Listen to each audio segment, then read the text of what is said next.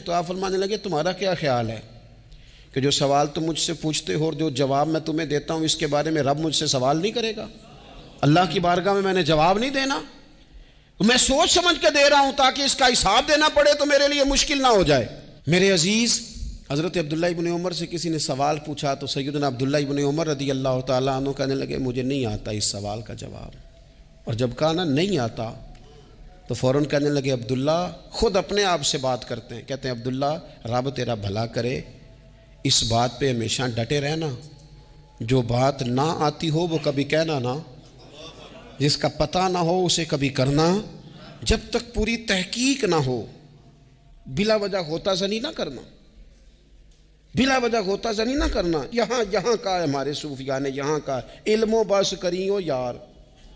ایک کوئی حرف تینوں درکار، صحیح کر کے پہلے اچھی طرح کر کے پرکھ پھر بات کر۔